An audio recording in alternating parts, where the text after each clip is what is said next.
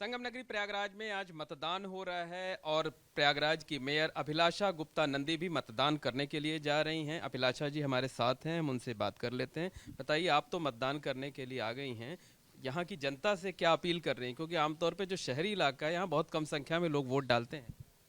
बिल्कुल। शहरी लोग थोड़ा सा आलस कर जाते हैं और वो छुट्टी की तरह इस दिन को लेते हैं। तो मेरा आपके माध्यम से सभी से अनुरोध है कि मतदान आपका एक ऐसा अधिकार है जिससे आप एक बेहतर सरकार 5 साल के लिए चुनते हैं और वो आपके क्षेत्र के विकास के लिए, आपको आगे बढ़ाने के लिए, बच्चों के भविष्य के लिए और आत्मनिर्भर भारत बनाने के लिए, बेटियों की सुरक्षा के लिए एक बेहतर सरकार चुनना है। तो आपको अपने मत का प्रयोग करना होगा। इसलिए आप ज़्यादा से ज़्यादा संख्या में घर से बाहर निकलें और मत का प्रयोग करके ही फिर कहीं अपने कामों पर जाएं। अच्छा, आप मेयर भी हैं, भारतीय जनता पार्टी की नेता भी हैं, लेकिन यहाँ जब मतदान करने आई हैं तो आपके सामने क्या मुद्दे हैं, किन मुद्दों पर आप वोट कर रही हैं? देखिए, एज अ मेयर तो मुझे लगता है कि हमारे क्षेत्र का जो विकास हुआ है प्रयागराज शहर का, वो केवल और केवल भारतीय जनता पार्टी की सरकार में हुआ है। एक दिव्य और भव्य कुंभ जब हुआ तो पूरे शहर का शहर बदल दिया गया। आप चौराहों को देख लें, आप डिवाइडर को देख लें, आप लाइटिंग को देख लें। पेंट माई सिटी से पूरे शहर को रौनक एक देने का काम किया गया है और एक शहर को, हमारे इलाहाबाद शहर का नाम प्रयागराज कर कर एक भव्यता प्रदान की गई है।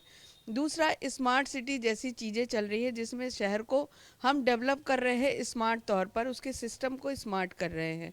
तो जब इस तरह की स्मार्टनेस की चीज़, भव्यता की चीज़ और बेटियों का और महिलाओं की सुरक्षा का जब हम ख्याल रखते हैं तो देखिए, आज बेटियां सुरक्षित है, पिंक बूथ बन रहे हैं, पिंक टॉयलेट बन रहे हैं और हर बेटी का स्वाभिमान को रखने का काम हो रहा है। बच्चों को आगे भविष्य को बेहतर कैसे दिया जाए, इसलिए शिक्षा की जा रही है।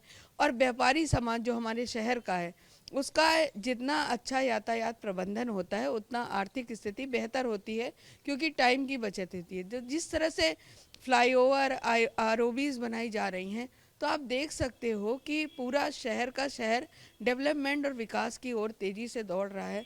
इसलिए मुझे लगता है भारतीय जनता पार्टी की ही सरकार आनी चाहिए और लोगों को इस ओर ही आगे बढ़ना चाहिए, क्योंकि शहर के विकास के लिए ये बहुत ज़रूरी है। महिला सुरक्षा भी एक बड़ा मुद्दा है।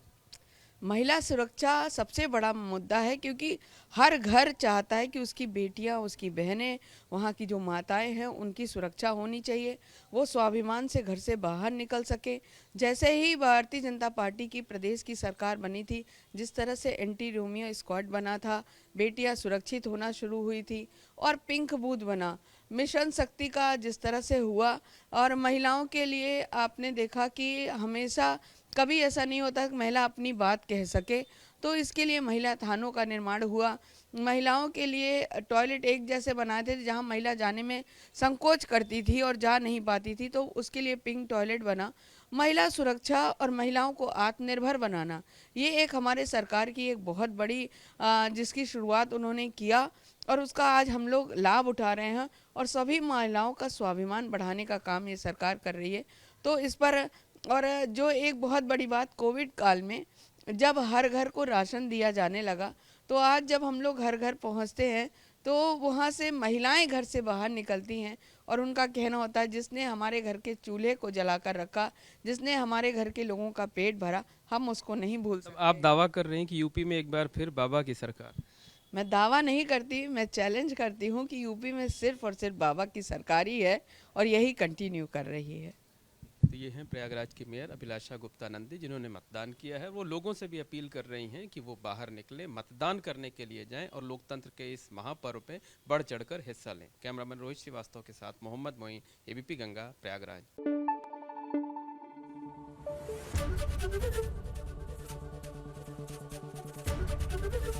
एबीपी गंगा, खबर आपकी, जुबान आपकी।